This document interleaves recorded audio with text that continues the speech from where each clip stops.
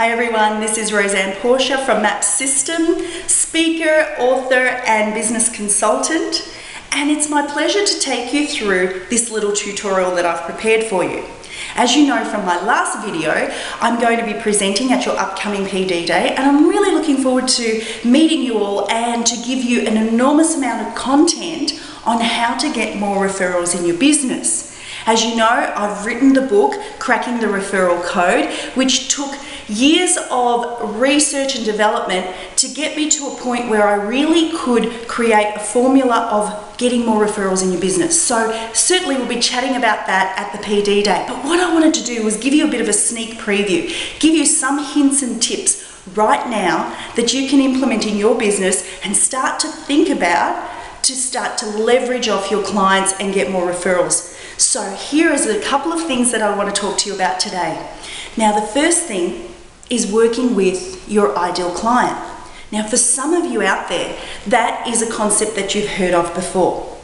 And for many of you, it's a brand new concept. Working with my ideal client, what's that? So I want you to start to think about the clients that you really enjoyed working with over perhaps the last 12 months. Because at the end of the day, it's those clients that you want to replicate. Now, I'm going to go into a bit more detail as to what makes up an ideal client, but let's think about it from the perspective. If you've got clients that you absolutely love working with, who value you, trust you as their trusted advisor, that is much easier to turn them into advocates of your business who then refer to you, isn't it?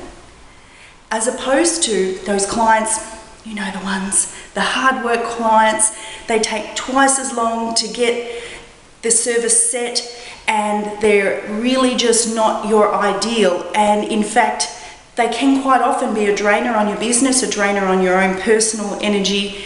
And in fact, they're the ones that we don't want to replicate. So knowing the difference is really important in your business. So what makes up an ideal client?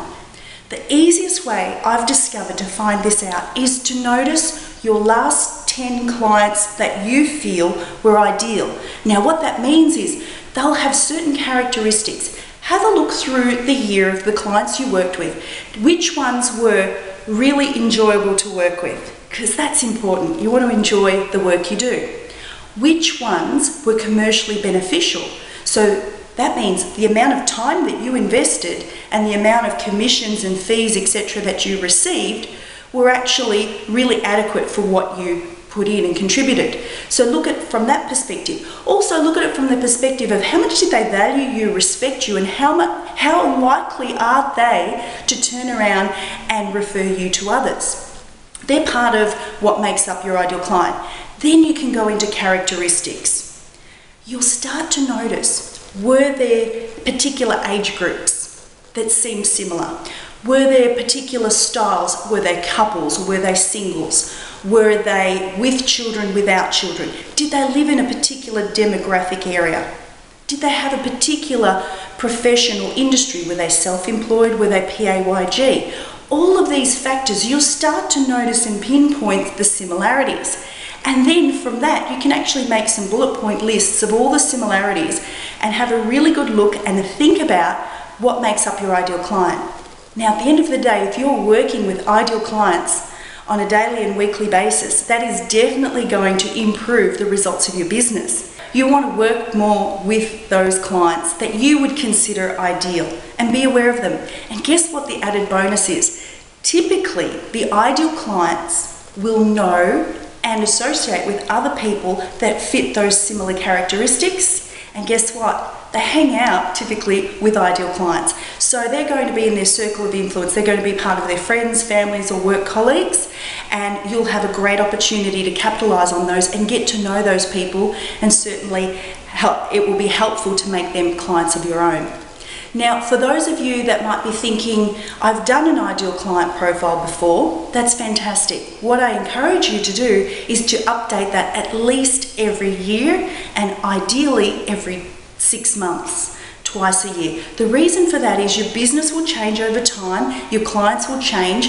As you upskill yourself and start to add new products and services, you'll notice a shift in who you're actually looking after in terms of your client type.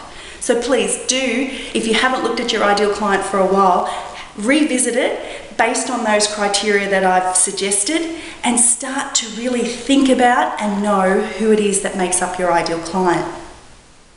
Next, I'd like to chat to you very briefly about educating your client. There are two things you need to do in order to educate your client to A, know about the services you provide, and B, know how important it is for them to refer you to other people.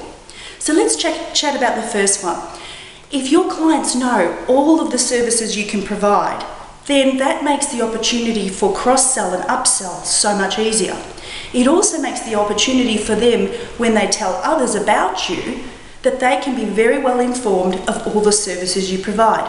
For example, if your client came in only for insurances, and you can do a full financial plan, self-managed super fund, and a whole gamut of other services, and even perhaps refer them on to a mortgage broker for mortgages, if they don't know that you provide that service or those wide service offerings, how can they A, take those services on themselves, and B, let other people know how extensive your service offering is? So please do educate them on what you can provide and what your strategic alliances can provide.